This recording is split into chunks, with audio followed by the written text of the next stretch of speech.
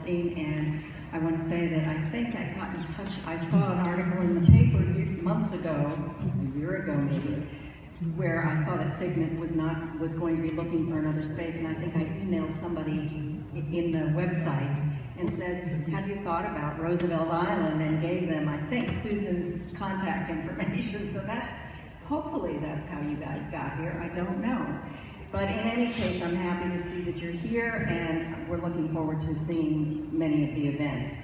My question is, will there be extra red buses running that day to make sure that people have transportation back to either the center of town to get food and or to get to the areas where they can depart? That's one question. And the other one, Jack, I think you touched on that just now about frequent garbage pickups from all of the garbage cans that I'm sure will be overflowing. Yes, so, and the overall authority for that is Mary Canine. That's another one of her responsibilities. Okay. And we'll be in contact with Mary throughout the day, both days, regarding the same. Okay. The red buses will be running on a weekday schedule. So we'll have 4 buses running throughout the day from 10 a.m. to 10 p.m. on Saturday. Only 4 on a day like that? That's our normal weekday schedule. And then on Sunday from 10 a.m. until 6 p.m. And we've staffed for extra groundskeepers to be available for both days. And we're going to be setting up extra trash receptacles and recycle bins throughout the island where the event will be. You don't think you should have a couple more buses running for the crowd? Let me take a look at it. I thought there was actually going to be one special event bus. Well, but that one bus isn't going to carry. That's 6 people per bus. I can tell you that's just not enough. You need to run, at least 6 or 7. I think you probably need at least 6 buses running that day, up and down. I really do. Definitely look into it. Is this Saturday and Sunday? Yes. It's both days. I'm sorry, I didn't realize. Okay. Well, at least one of those days you better have 6 buses. I mean, really, it's going to be a mess, and people are going to really be wanting those rides. Okay, especially if it's hot. Okay, thank you. Thank you. Hello, good afternoon. My name is Susie Del Campo, and I have 3 questions for you. One comes from the parents in Roosevelt Island. My main question here is about the security for the only building that doesn't have a doorman, that is Eastwood or Roosevelt Landings.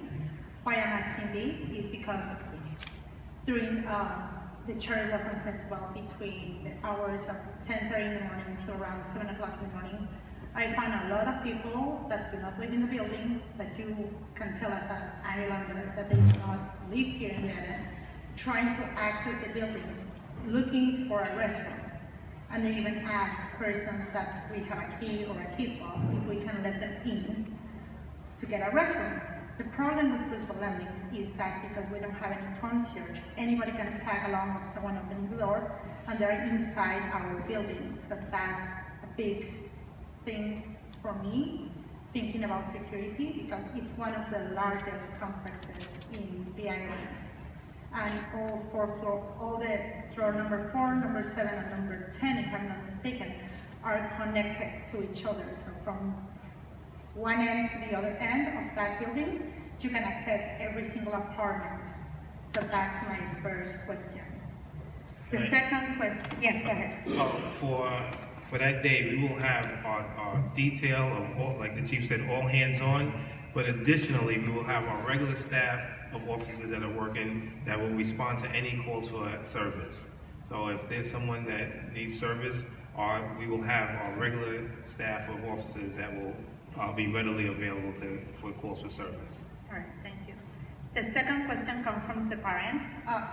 We all plan very ahead of time. Sometimes they ask us to plan since September or August all the extracurricular activities for the kids for the whole year, and they make us pay ahead of time, and that means a lot of money. Some classes go up to $50 per class per kid.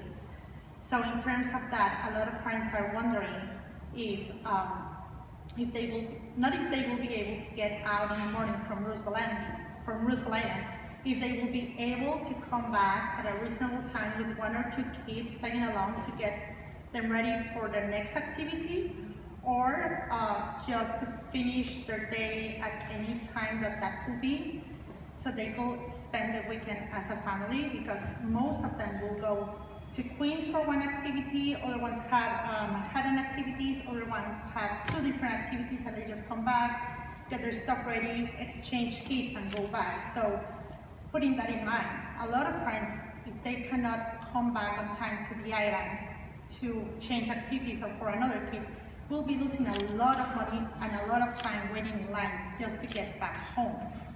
Well, Susie, thank you for your question. As I described earlier, and then my first question you answered, saying that folks would be leaving the island for some of these classes. I think extra time has to be allowed. We're hoping that some of the remediations that, between having, and COLA is also going to have placards for an easy identification to get the staff on the island. And Inspector Nunez we feel that by putting the officers, the traffic agents further out, it's going to have a positive effect on the traffic. However,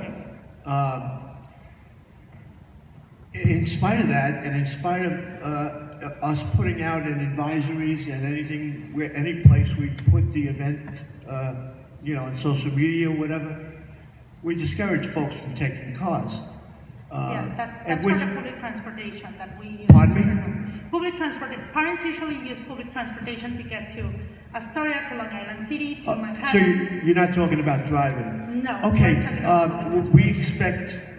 expect the transportation venues to be pressed that day.